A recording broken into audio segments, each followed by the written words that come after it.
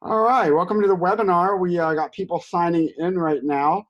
So if you're signing in, go ahead and put your name and where you're from in the chat box. And we'd love to see where you're from and what part of the country you're in. And I'm excited that we got Chris here today from Fireline, who's going to be doing an awesome presentation on hard content and profitability and maximizing those profitability. So Chris, say hi to everybody.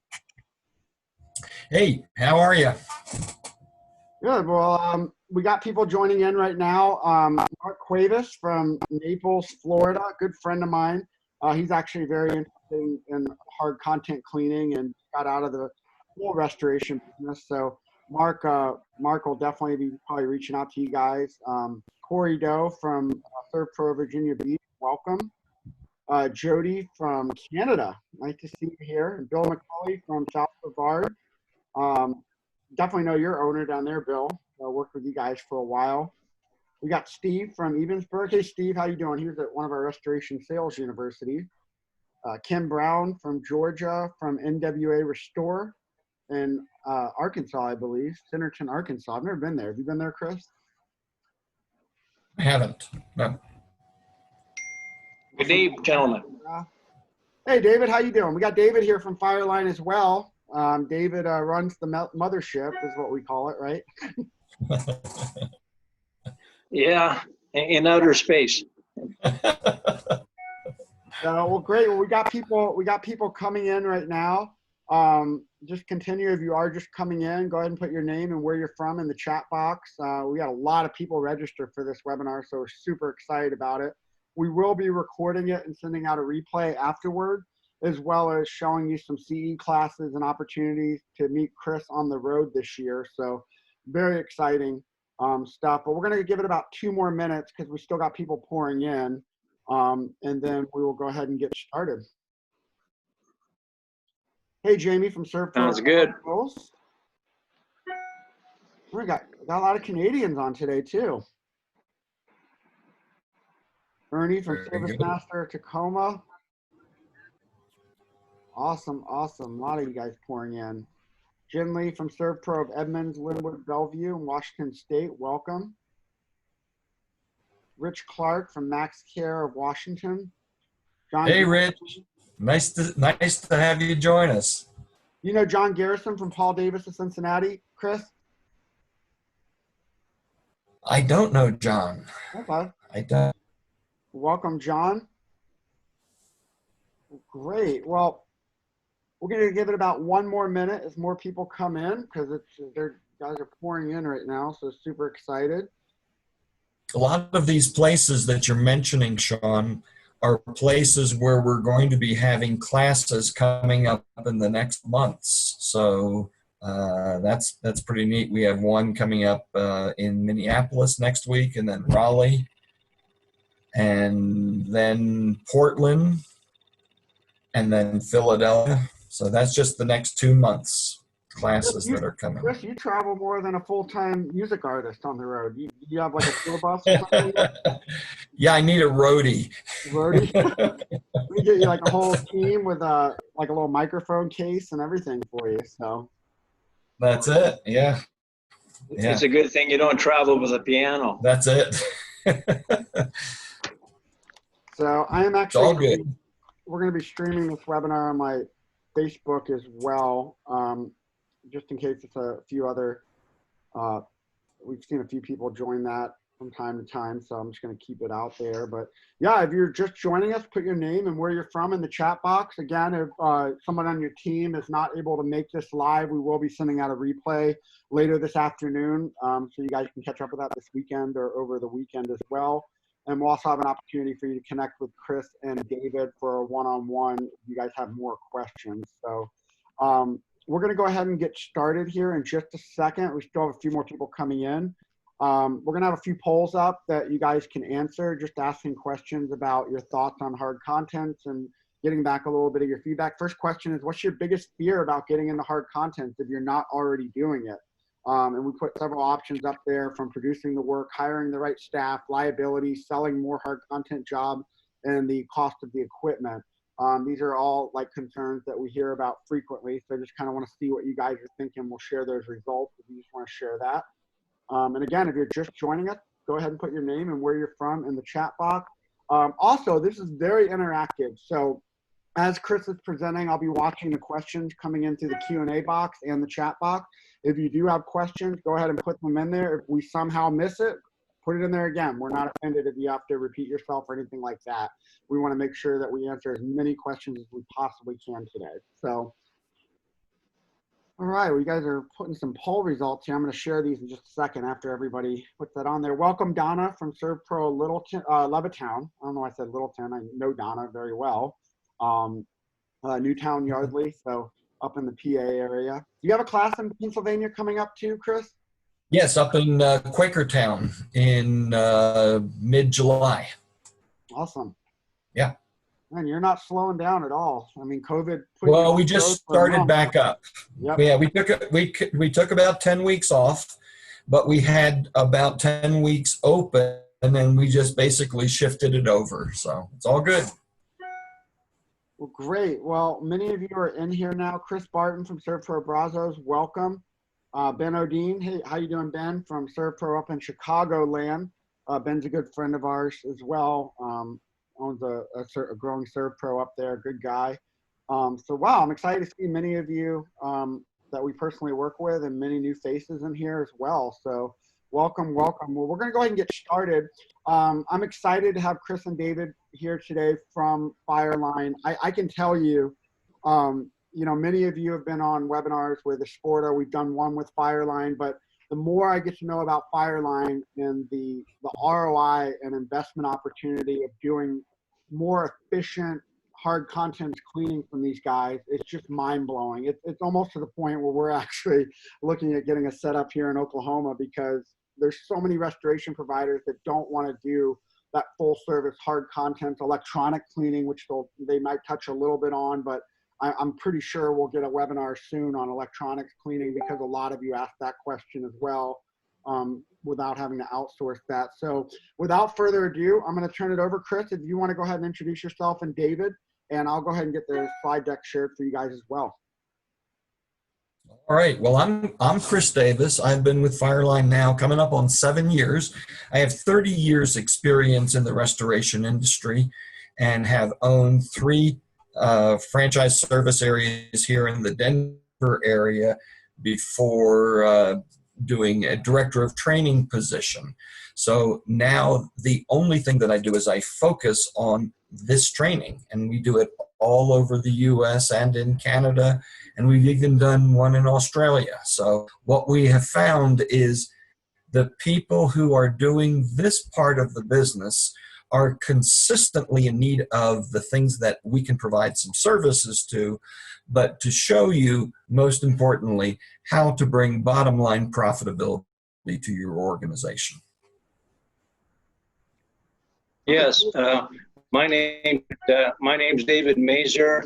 I started Ultrasonics International Corp in 1988, and we've been producing ultrasonic cleaning equipment for a variety of industries for decades.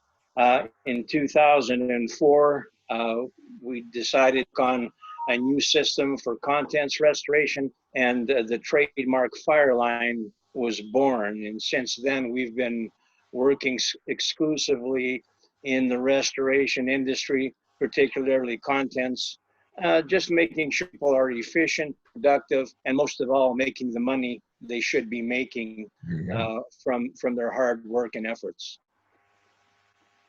Well, great. Well, we're going to go ahead and get started, but first, just looking at the results from the first poll, many of you picked hiring the right staff and the liability of hard content cleaning. And Chris, maybe you can address on that throughout the presentation. I know hiring the right staff is always a big question in the industry overall. Liability, liability is a great standpoint. Something gets broken, how do we pay for that? How do we prevent things from breaking or getting lost?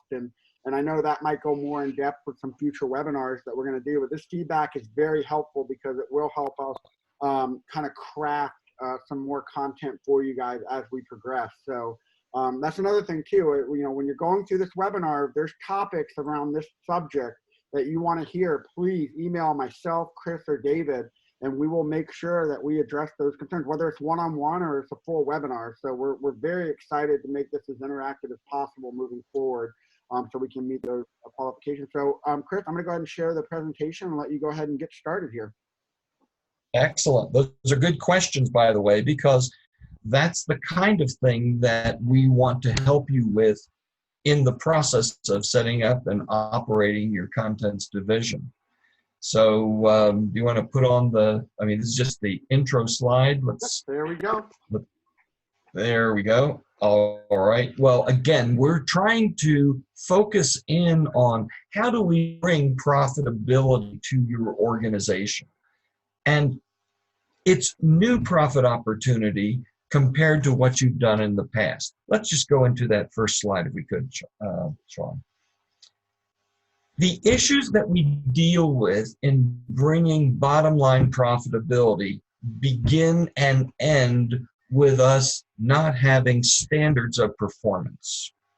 The bottom line is everybody is trying to define what those standards are, be it ICRC or RIA. At the end of the day, Fireline has done that. We have established for you process and procedure that will help deliver excellence and then really solve the problem of profitability.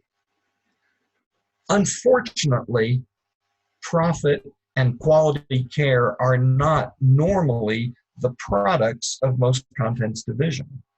In fact, through this inconsistency and an environment where contents restoration varies all over the board, we have effectively trained the insurance industry that we don't really know what we're doing.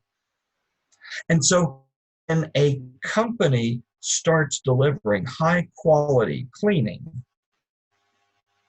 at fair and reasonable industry pricing rates where they maximize their profit, the adjuster is able to cut a check and move on to the next claim.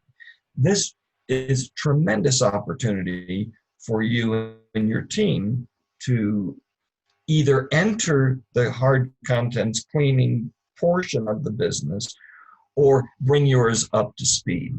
You know, I'd just like to add that one of the things that always has perplexed me was, you know, we've got standards for mitigation, we've got standards for mold, asbestos removal, yet no one has been able to bring forth a standard for contents restoration.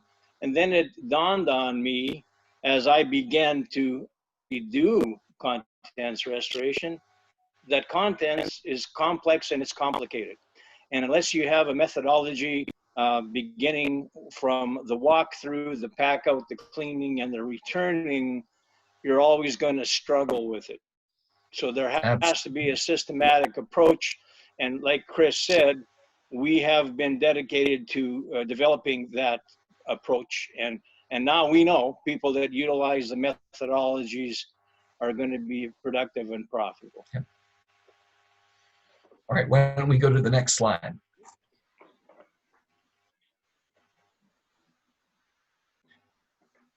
All right, as we look at what inconsistency does, we have to first of all face the facts that that's really where most of us are.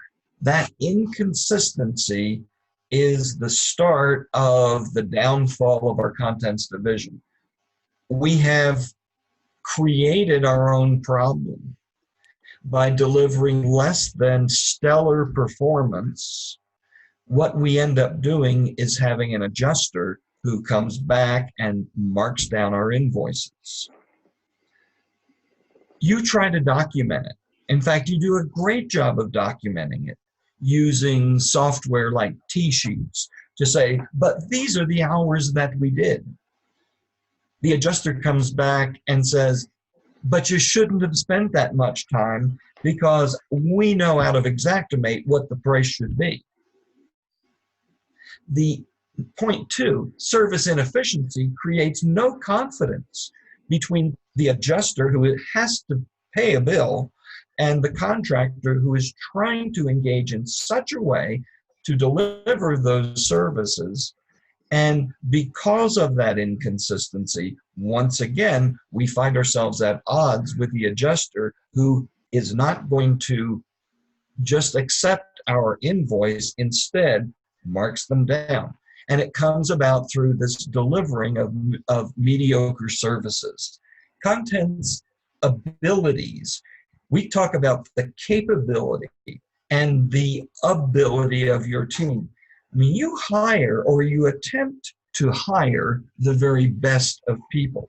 But the problem is, even after you've chosen excellent people, we often fail to train them in the process and procedure. Often we assume that they already know what that is. Oh, I hired my competitor's contents manager. Well, all we're doing is just moving a problem from one side to another. If you don't have the process and procedure locked down, in fact, the way I teach is anybody that's going out to perform a pack out must be able to answer the questions. What's first? What's second? What's third to be done when, in fact, you are launched onto a content job? In fact, that's what happened to me when I first met Dave. It was probably 10 or 12 years ago. I met Dave at a trade show. And after going from booth to booth and seeing the various pieces of equipment that were out there, everybody just trying to sell me something, I met Dave, and I asked him about his equipment. And he said, well, we'll talk about equipment, but let me just ask you this. What's the first thing that you do when you go to a contents job? What's the next thing?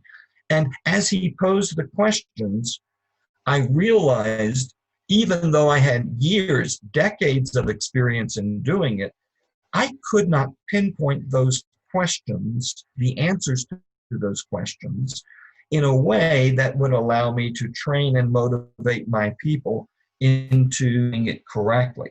And that's really where we begin. We begin with the pack out. Yes, it leads into process and procedure, but if we screw it up during the pack out, then we can't unscramble that egg. And so during training, what we spend the first day on is, what is it that you need to do so that when you have completed the pack out, you are set up for the second stage of the operation, which is processing and restoring those contents to their pre-loss condition. Great. And quick question, Chris, when you get into those situations where the adjusters and maybe the contractors are disagreeing and they're marking down those invoices, what is a way your Fireline network of restorers has kind of combated that? Is it through proper documentation? Is it just the overall quality of the output of the product? Or what do you feel is the main thing that prevents that from happening and getting into an all-out war with an adjuster? Two things. The first one is we deliver high quality cleaning, which means the services are not in question. The second thing is we are complying and conforming with Xactimate price points on a unit price basis, which are pre-approved. It's not a question of how many hours did you spend doing it. Because the moment you say, I spent 300 hours, see my time cards, the adjuster comes back and says, yes, but you shouldn't have done that. You only have so many boxes, so many pieces of hard furniture, so many linear feet of upholstery cleaning, and that is not a $30,000 job. It's a $15,000 job. When you don't know the pricing structure match, which has very clear definitions, and you perform it in a different way and then bill through time and material according to your inefficiencies, it leaves the adjuster with 100 opportunities to cut your bill. Instead, what we do is we understand the key line items that we are packing. we perform those services within those parameters, and we charge according to that standardized unit price so that the adjuster really has next to nothing to say other than pay that bill. Perfect. I do not see the PowerPoint, Sean. Yeah, I'm pulling it back up. I just had it. Okay. Doing that, so.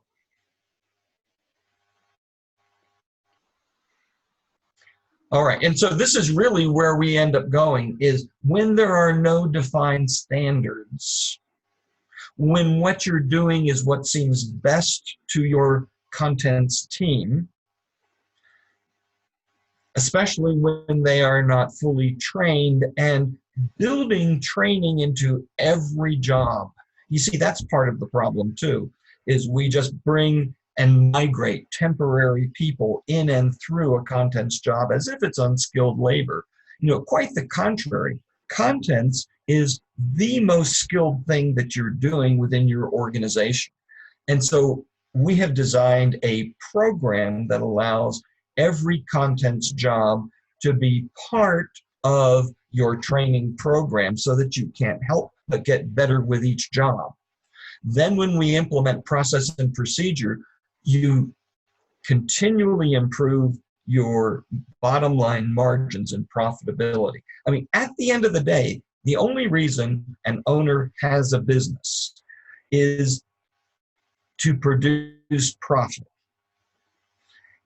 If you could produce the same amount of contents that you're currently doing and double your profit. I mean, we have folks that are doubling and tripling their profit. We have folks that come back and say, just from writing the estimate, I found out that I was leaving 18% on the table. Through that process, your bottom line profit goes from what it is to what it should and could be. Absolutely. Again, And I like what you say, Chris, about profit. And I don't know if you guys have read the book Profit First. It was a big author. It's an excellent book. Yeah, and the whole concept is about paying yourself profit first and building your company around that mindset, because we typically we're more reactive when it comes to profit. Like we pay our expenses, we pay all of our employee costs. It's what's left over is the way we treat it. Yeah, so I think that methodology is a failure approach, because what we're saying is we'll find out what our profit is after we have done what's there, rather than defining what the profit is and work with it, paying ourselves, if you will, first in that mind. Yeah, and that's what I love about all right, so that how you guys are profit first and your mentality when training. So I think that's very important for listeners to understand that you guys really understand what it takes to be profitable. Like, I mean, you can do $1 million a year with very little profit, or $500,000 with a lot more profit. Who's better off? So I think that's really exciting that you guys focus on that. Well, that's especially true if you're paying all these additional fees to companies like, well, TPAs, your royalties. I mean, I would much rather have half the volume and double the profit. I mean, it just makes sense all the way around. Yeah. But you can grow your volume and your profit all the way around. And really what it takes is a business model. The primary problem that I have found from my 3 decades in this business is this one fact. Most restoration companies come from one of 2 schools. They are either a sticks and bricks restorer mindset, where everything is about rebuilding a home. And I'll have to say that's where I came from. I was a rebuilder mindset and operation. But there's also the mitigation department, or that division. And that division really operates on an entirely different business model than does the sticks and bricks side. So in that process, there's a third business model that few people understand. That's contents. And when it comes to having a business model for contents restoration, it changes the way you operate. Too often, restoration companies treat their contents division as if they are the moving and storage industry. The moving and storage industry does not get paid in the same way we get paid. In fact, they get paid by the pound. So all they do is they load up the truck, they weigh the truck, and they say, based upon your gross tonnage, this is how much you owe for the transport to another location. While we still have to transport, the real job isn't that, but instead restoration. And so we have to learn how to pack, to clean. The class, the training, the implementation and use of the equipment is all built around a business model that allows us to guarantee an increase in your bottom line profit in production profitability. When you can see your employees' output increase up to fourfold.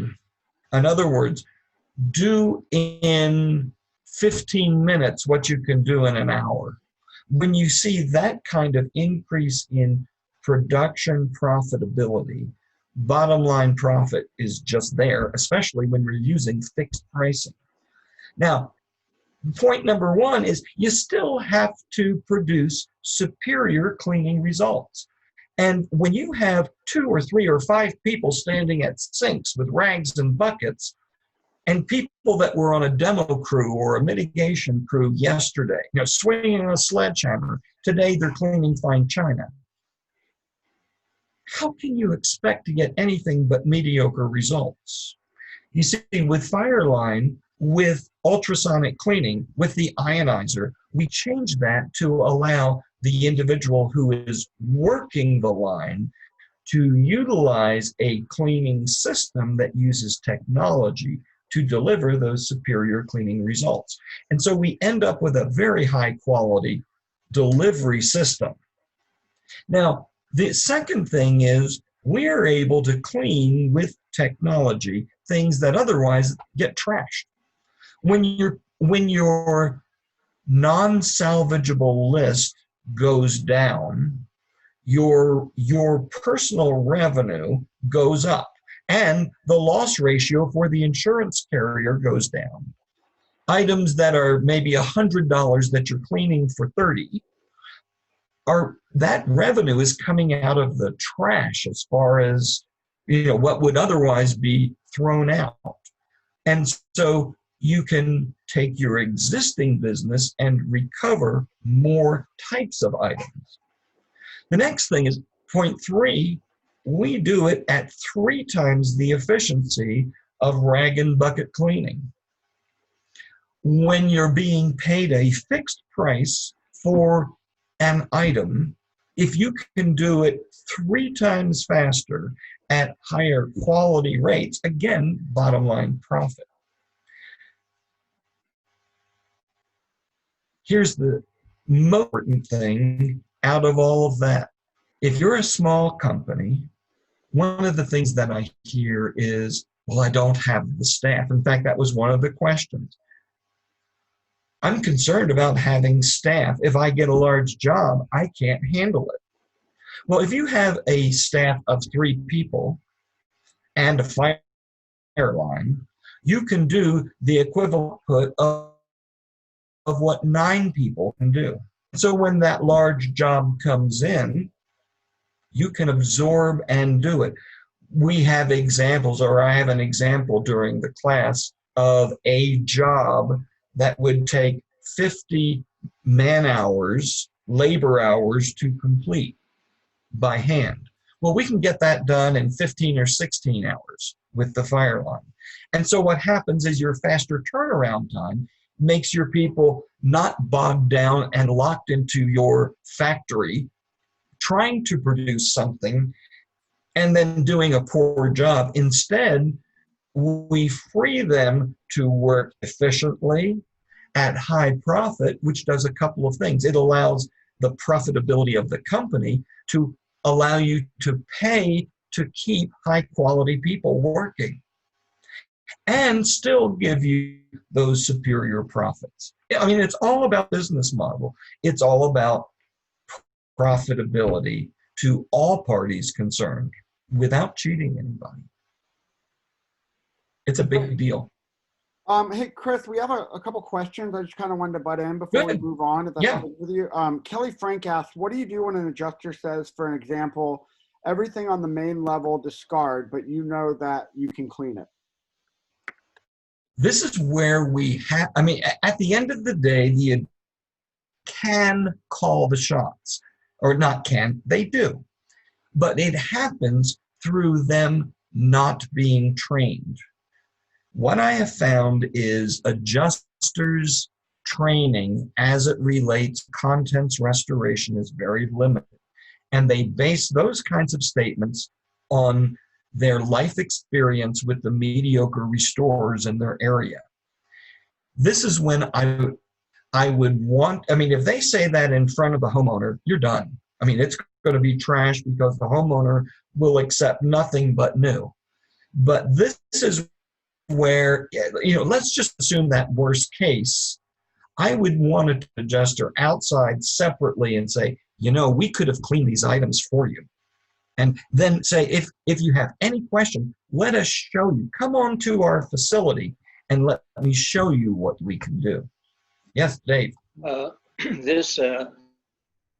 This is common. I mean, adjusters don't know what they don't know. So many people have been faced with the situation exactly like that. So what you need to start doing is say, look, if you're going to total loss this stuff, give some of it to me. You start cleaning it, restoring it, taking it back, and building a case why you should not be throwing these things out.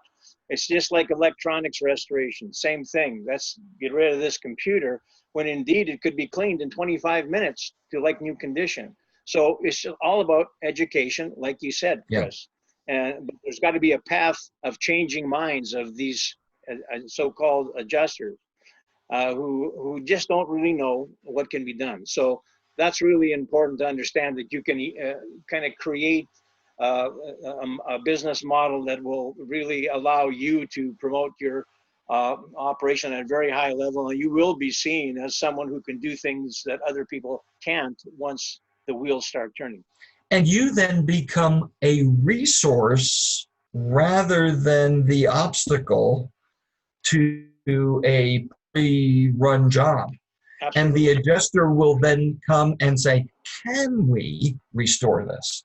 Rather than making a blanket statement, which is going to cost them. I mean, honestly, to have someone say, well, the first floor is just a total loss. I mean, if that's $10,000, to go back outside and say to them, you know, we probably could have cleaned it for $3. We, you know, and let us consult. The big thing is when you go into technology like this, the quality of clean automatically goes up, and the restorability automatically goes up. Your production automatically accelerates if you use the right business model, and you're going to close claims faster, turn jobs around quickly. Those are the benefits of applying this technology. It's a full meal deal, so to speak. It's a new business model that will change, you know, the destination of your contents. Absolutely. Yep. Well, shall we talk about this slide now? I mean, this is a perfect example of the difference between hand cleaning and ultrasonic Fireline cleaning. And so the example on the left-hand side shows what a team of 3 working an 8-hour day, what they historically typically are producing if you are following the Xactimate interpretation, timelines, and guidelines. And quite frankly, most restorers don't even meet that level of excellence. But let's just look at it. Box revenue for 3 people, each one cleaning 1 box per hour. Now, let's understand that Xactimate's definition for clean a box of contents is not just looking at that one point. It is an all-inclusive, all-in-factory movement from dirty storage to the cleaning workstation, unpacking, processing all those items, drying, repackaging, and the movement back into dirty storage. And so on that basis, a 3-person crew can make, according to these, and by the way, these are numbers out of Dallas, Texas. I find that Dallas, Texas is average America in terms of average pricing. Some of your areas are a little higher, some are a little lower, but wherever we do the math, the numbers remain the same, or excuse me, the profit remains the same percentages. And so when we have an output at, this is a medium-sized box, $40, 13 cents per box, that produces $963. The labor's 24 hours, 3 times 8, 24, and the burdened labor rate at $20.46 is made up of about $12 in workers' wages and $8 in burden costs. In Xactimate, burdens represent matching FICA, federal unemployment tax, state unemployment tax, general liability insurance, pollution, workers' comp, and all of those additional costs. And when they base it on those labor rates, when I'm teaching a class, I ask the people in Dallas, so does that $12 number represent what you're paying? And they come back and they say, well, not really. It's $2 or $3 an hour higher than that. And so this is a very conservative way, or excuse me, it's undervaluing what the costs really are. Subtracting that out leaves a $447 profit. And no, they don't have a lease payment for any equipment. But that's 46.5%. When you actually factor in what they're really paying, that profit drops down typically into the 30s. Now, let's look at the same example using the same labor rates and the same box rate. Those 3 people, rather than producing 1 per hour, working on a Fireline, simultaneously, those 3 people all working together in concert with one another, produce 72 boxes, not 24. That changes your revenue to $2,889, almost $2,900. The labor cost remains the same as what it was doing hand cleaning, a gross profit of 83%. Oh yes, you still have to pay for your equipment. And we figured the cost of the equipment, this is for an M series, this is the medium-sized piece of equipment, what you see pictured there, 1 work day, and we're figuring a 20 workday month in that. So subtracting out the cost of that day's equipment leaves you with nearly $2,400 instead of $400, almost a $2,000 difference. Yeah, and what I love about this is it's really clear. And you know, I love that when you invest in equipment like this, you're doing that lease to own type payment. Is that correct, David? So you're really, you know, you're having a good write-off there. You're improving efficiency and you're dramatically increasing profit. And I think what's amazing about this is so many restoration providers probably in your region are doing this by hand, doing it in buckets. You know, they have pieces of equipment that might do a little ultrasonics or not. But this system is so streamlined. I was talking to David the other day about, you know, getting a whole system, and I was just blown away how it was significantly less than I thought it was. But that even can include getting into electronic cleaning too, which is a huge opportunity from, all types of opportunity from a fire job that you might not have to outsource. So, I'm gonna give you guys an opportunity to connect with these guys one-on-one, because I know a lot of you I've talked to have specific one-on-one questions, but I can tell you this is the type of data that gets me excited, because I mean, this is just like you're either throwing this away or you're giving it to somebody else when you can very capably do it in-house. And I know a lot of you have questions and concerns about hiring the right staff, but you get the right people in place and you train them, you're talking about a massive profit center in your business that can run year round, not only for your company, but maybe other restoration contractors in your region that don't want to do it at this level. Let me also put in a plug for the training side, because in the 2-day training that I'm doing regionally all around the country, day 1 is about pack out, and day 2 is about the money, the estimating side. But the class would be incomplete if I didn't talk about how do you find and hire and grow high quality people. And so first thing on the 2nd day of the class, we spend about an hour looking at human resources, how to find, keep, grow, how to develop a career path. And I give you written documents with regard to how to make that happen, and how to make it ongoing.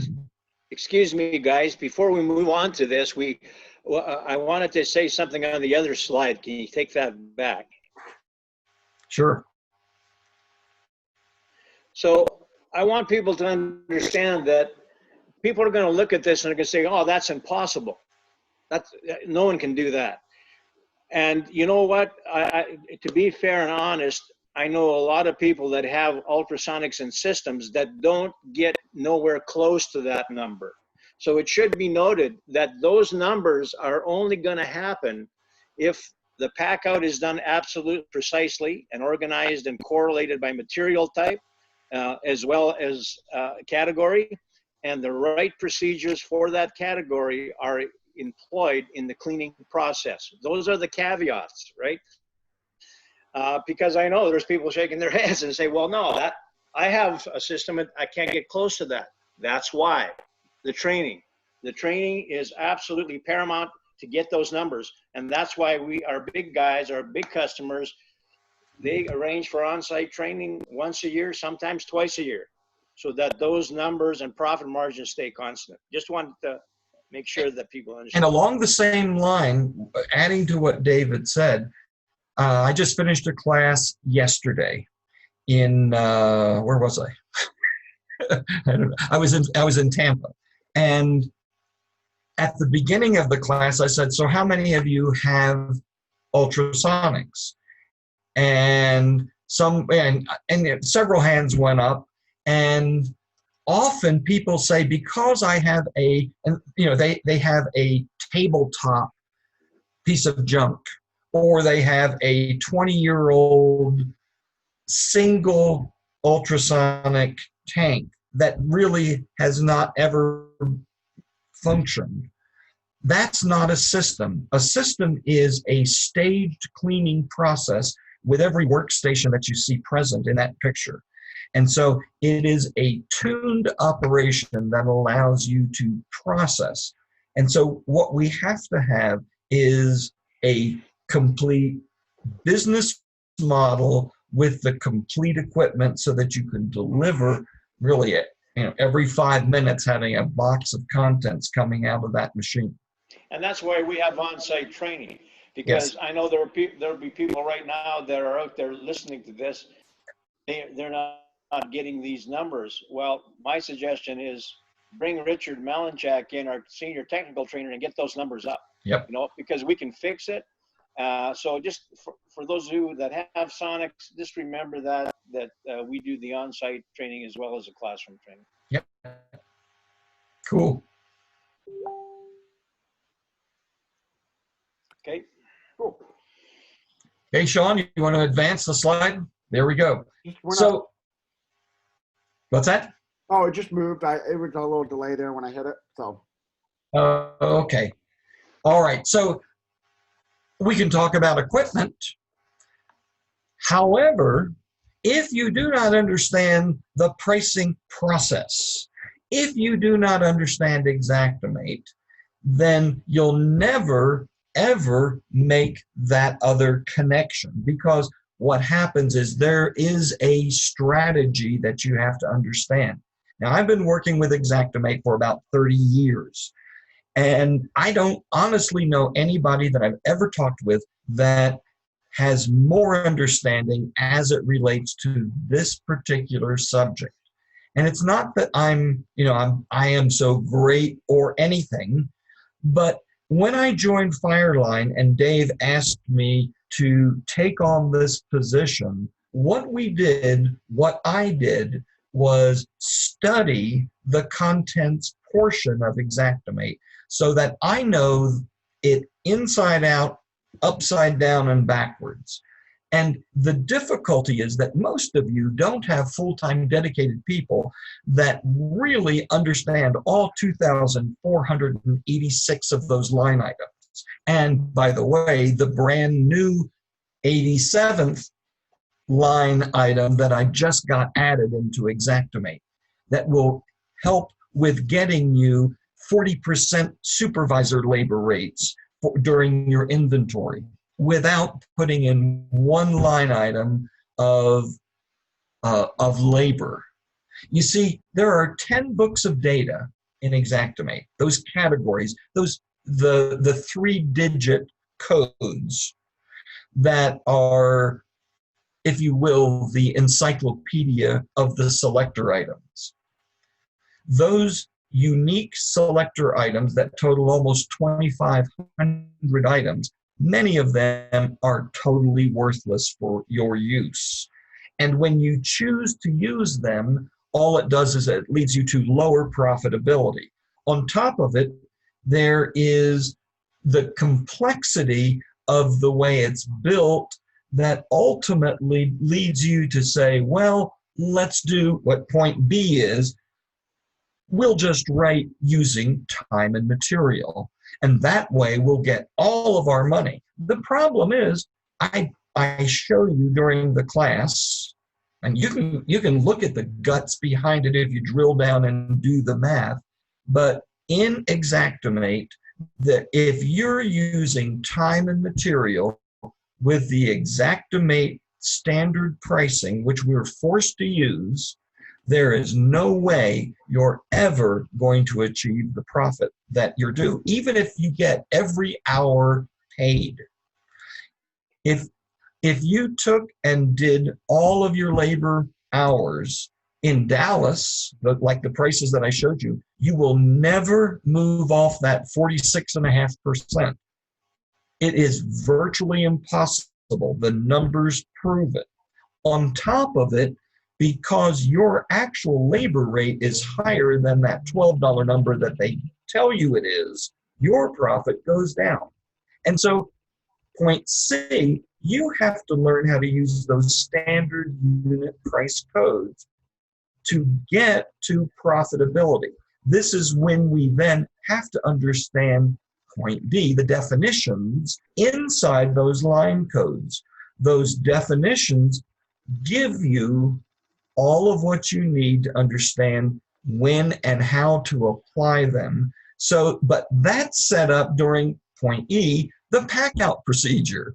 If you haven't coordinated a pack out procedure that allows you to bill the way Xactimate is set up, once again, you won't find the kind of profit. Now, yes, your staff must meet or exceed the defined labor efficiencies. But you see, since they don't know what they are, it's pretty much a no man's land. You're turning it over to them and just collecting hours and then submitting those hours. And by the way, submitting the hours 2, 3, 4 months after the loss occurred is also working against you getting paid, because that adjuster has a 30-day window to try to close that job. And if you're not producing an upfront estimate where you can cut a check and move on to the next job, you're actually working against all the marketing dollars that you're spending to get them to send you the next job. And so we really end up with point G. An estimator must, in fact, estimate the job in advance of doing the work, not relying on time and material. I have shortcut spreadsheets that, by answering 2 or 3 questions unique to your job, will allow you to calculate the labor hours to move all the contents after packing all the way across town into your factory. And honestly, if you use that kind of documentation, it's almost impossible to argue against it, because there are no points of contention. And any point of contention is so minor that it really shouldn't affect bottom line profit. It's all about what you begin to do during the pack out. If you pack out structured to fit your profitability pricing structure, and then you use technology, Fireline technology, to multiply your labor resources, your bottom line profit goes straight up.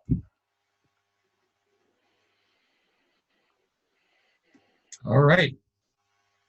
Do you want to advance again? So what are hard contents? And don't take my word for it. Let's see what Xactimate says. In this slide, what we have is the top 20 personal property categories that Xactimate produced from last year's business. What they showed, or what this shows, is the areas where Fireline can actually help those existing content items that you're working with every day. The yellow dots represent what can be cleaned with a Fireline ionizer. That's our electronics clean system. The red dots represent what can be cleaned using Fireline's ultrasonic technology. The combination of those handles the vast majority of the hard contents items, plus it multiplies your labor efficiency threefold. This is where, this graph here represents the list of items that Xactimate is estimating. And if I'm not mistaken, the numbers, if you read through that report, this represents $3.9 billion worth of contents that were discarded that they say we don't know how to handle. If you will, this is the dumpster information. These are the things that... Repeat that number again, Chris. 3.9 billion. It's something like 550,000 claims worth of items that get tossed in the dumpster. It's mind-boggling. That is an opportunity there. I call it untapped opportunity, but it's mind-boggling. That's billion with a capital B, just to clarify that. So, yeah, and these are the things that you guys are throwing out, and there is an answer to it. And really what it does is it takes the mediocre company and turns them into a true professional organization that the adjuster will stop saying things like, we're just going to total loss everything on the first floor, and instead come and say, what can you restore? You see, there is science and technology behind this. In this last slide here, how are contents cleaned? Whether you're cleaning by hand or through ultrasonics, we use 6 factors. And without explaining, going through all the detail, time is, if you will, enemy of profit. The more time you spend in being out of control in your cleaning methodology, the more, when you're out of control, profit just falls. And so when we look at the very basic point here, that blue material that we begin with, that's the item itself, whatever it is you're cleaning. You see, when you're hand cleaning, the load is one item. You're just cleaning one item. When we do it with ultrasonic, we don't clean one item. We clean a whole box full at the same time. And so we can affect how efficiently a laborer is performing. They're not just picking up one item and playing with it. Instead, they load them into baskets, a whole box full, and then let the system clean it through power and frequency, controlled temperature, and measured pH detergent, so that we know all items are under control. This is how we get consistency. You see, when you have a hand cleaner standing at a sink, they pick it up and they say, oh, wow, isn't that cool? I've never seen one of those. It's inefficient. And then they also have to be paying attention to the front, the back, the sides, the top, the bottom, inside, whereas with ultrasonics, it's submerged, and every point that is submerged is being cleaned simultaneously. And so through technology, we solve the problem of the inefficiency in the shop, where people really are out of control in wasting time in the cleaning process. So that's why we say contents is complex and complicated, because there are a lot of moving parts to it. And every section and phase has to be mastered, and there has to be a systematic approach to doing each and every stage. There are a lot of restoration companies that have now woken up to the profitability of contents, and you're starting to see a lot of contents only companies start to dot the marketplace. And this trend will continue because of the profit margins available in contents when you do it right, when you follow a schematic like Chris kind of outlined for you. So that's the key to taking washing dishes, as contractors call contents, to actually making more money or just as much money as you can from mitigation through your contents division, if it's properly structured, organized, and equipped. But it all comes with education and a willingness to implement the proven procedures and protocols that will give you that profitability. Well, great. Well, we want to open it up for some questions because we're almost out of time. Real quick, I did put a poll up if you guys are interested in a one-on-one. Many of you are definitely requesting a one-on-one with Dave and Chris. So if you just select yes or no, that's perfectly fine. We'll get your information and they will email you a list of times for a one-on-one. David, probably in the next week that you have available, right, for a one-on-one consult. I would highly recommend it, whether you have an existing system, you're looking to get into a more advanced system. This is a no-brainer. I can tell you out of many companies that we've experienced, Fireline has one of the best training programs that I feel like when you invest in that equipment, you get way more value than what the equipment's even worth, just from the mindset of these two gentlemen right here. And I can't say that about a lot of companies. I'm talking about any products or equipment you buy in this world. They truly go above and beyond to help you achieve that maximum profitability. A couple questions. I'm going to go ahead and read them out to you guys. If you have questions, put them in the Q&A box. Go ahead and put them in the chat box. First question I have here is this is from Red. How do you know if your staff is being efficient? Is there an online course with Fireline training pack out for cleaning? Well, it's really about the numbers. That's how you know. I mean, if I have a contents division and I have a hand cleaning situation, then I can expect an hour a box, maybe better if I'm efficient. If I have a Fireline or ultrasonics and I'm not attaining the numbers that Chris talked about, 9 to 12 boxes an hour, then there's something wrong with the process. So it usually starts with the pack out, because if we don't categorize by material type, we're not going to have the cleanability we need and the speed of cleaning what we need. So there's always reasons why. There's assembly line procedures that should be employed properly. There should be pack out procedures that are a must in order to get production. So those two areas is what you're going to look at first and fix it. And you do that through training. I would also throw out to you, Red, that during the class, one of the handouts that I have is a cheat sheet to help you in coming up with your rough estimate immediately upon completing the pack out properly. When you fill that out, you establish a target price within 60 seconds. I mean, that's about how hard it is to come up with that, with the number.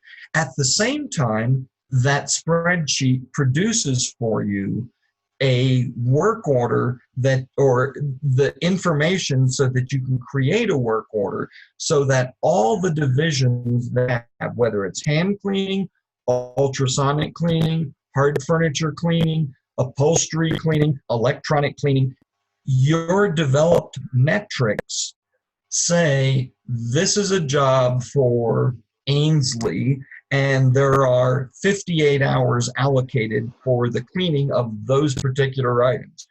For Richard, there are 4 hours allocated. And by knowing that in advance, hold your people accountable. But it's something that honestly I have created through 30 years of working in this industry. And so it's an integral part of the regional training that I'm doing in these classes. Great. Couple more questions. This is a quick one. Do you offer any training programs in Canada? We are in Calgary and would have 4 or 5 of our Alberta locations attend. We've done several training programs in Canada over the years, but we don't have a regular situation where we come in and do it. But we do consistently do on-site training. So what many people are doing, franchises or groups, they get together. We'll be able to arrange a private training program for a number of companies that want to do that. So yes, we travel and we can accommodate training, but nothing really formally as in terms of what we have in the U.S. And Tim, we got your email here, Tim. I'll make sure David and Chris get that so they can connect with you, or you can connect with them and see about getting something like that scheduled if it makes sense to get one up there, if that's good for you guys. Another question from Mark Cuevas. He's a good buddy of mine in Naples. We talked about earlier. He said support similar to a franchise system without the restrictions and limitations. Is it plug and play? So I guess what he's asking is if he was interested in getting a Fireline system, is it something you guys do on-site training when somebody purchases it? Is it more about him going to a class? What does that process look like in terms of the freedom and flexibility of working directly with a company like Fireline and building a content company versus being part of a franchise, I guess is what he's asking. It's really both. I mean, when you buy a Fireline, you have 3 free registrations to Chris's training events, no matter where they are in the U.S. So that's comes with the purchase. You get 30% off on-site training forever. So we do have the on-site training technical part of things done by Richard Malinchak. And like I said, many people, you bring them back every year, you get 30% off all those training rates there. So yes, we have support. You will have the numbers of our trainers. Our customers can call them at any time, ask the questions, interact with them.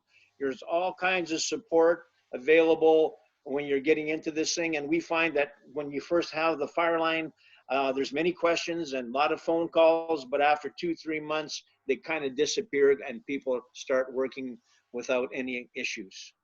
Yeah, and I can second this. I mean, you guys, between you and Chris, I mean, I know if I call you at 6 o'clock at night, you guys always tend to pick up your phone, not to tell everybody to call you around the clock, but I've never seen guys that work more hard for their clients than the two of you do. And Chris especially, I mean, Chris is on the road all the time, and he was talking, I've never met anybody that can teach for 8 hours and be alive the next day all by himself. So, I mean, I think you guys do a stellar system. And Mark, just to answer your question, Chris came from the franchise background with Paul Davis, I believe, right, Chris? Yes, I owned 3 franchises for 10 years, and then I was their director of training for 11 years. Opened up 110 locations. So it's really cool that, you know, they have people from all walks of life in their DNA. So, Mark, I think I told you earlier, I would highly encourage you to reach out. I'll get you connected with David and Chris, because I think, I know you like to ask some really in-depth questions, and there's nobody better than those two to do that for you. So if we don't have any other questions, let me see, I'm checking everything. Is there anything else you guys want to add to wrap up? We're about at the end of the hour right now, but thank you guys for the questions. We definitely had a good handful of people that are requesting one-on-one, so I'll make sure you guys get on that so you can email out and get those appointments set. But anything else you guys like to add in closing? David? I just say don't ignore your contents division, because there's a lot of money to be squeezed out of it. So if you think you're not where you should be, give us a call. At least let's talk about it and see what we want, how we can help you move forward. Yeah, I would add, we really are here for you to help you become the best you possibly can. And your past experience does not have to be the future experience that you can have with your company. And the kinds of things that you'll learn during the training actually will carry over even into your mitigation and structure world, because you'll learn how to manage people in a way that you've never learned before. And that's really what it's all about. It's about metrics, profitability through consistency of process and procedure. Absolutely. Well, great. Well, guys, thank you very much. Thank you guys for sharing your feedback. I know a lot of you said you got a lot out of this today, so I really appreciate you guys chiming in there. We will be hosting another webinar based on some of your feedback. And Chris and David will have some new topics coming out. I'm going to actually be in Minneapolis next week at Chris's actual class, so I'm very excited to share some of that with you. And we're already talking about the future webinars and topics that'll go more in depth in particular areas, whether it's from hiring to you know, just the more details of how to increase productivity. I think at some point we might actually get a Fireline operator on here for some Q&A with you guys. That might be exciting. So, you know, we have so many options that we want to expand on this. So if you have any ideas or any topics that you might want us to cover for hour webinar, feel free to email them or reach out to us. We'd be more than happy to develop some of that curriculum on these webinars for you guys as well. Yeah, I would throw out that registration for the Atlantic Seaboard around the Raleigh area. I'm getting ready to order manuals for that class today. I mean, we still have some openings there that I would encourage you to sign up. And that's about 10 days away. Yeah, and just go to firelineinfo.com. And Philadelphia. Yeah, firelineinfo.com. You do get 14 CE credit hours for your IRCRC certification. So, you know, a lot of you are coming up where you need to get some of those renewals or things like that. Definitely look at this. I've heard everyone that attends these classes walks away extremely satisfied and feels like they're on top of the world. So I would highly recommend that. There's a list on the screen right now of all the upcoming classes. But like I said, reach out to us if you have any questions. Like I said, Chris is a road hog, so he's not going to be stopping this year, as you can see from the schedule on the screen. Sean, I'd just like to say thanks a lot. Thanks for hosting us. Great job, and appreciate your interest in Fireline and what we're trying to do for the restoration community. Thanks. Awesome, guys. All right. Well, everybody, happy trails. Have a great weekend. We'll talk to you guys soon, and we'll be sending the replay out this afternoon for you guys as well. So take care. All right. Bye-bye. Bye. Thanks.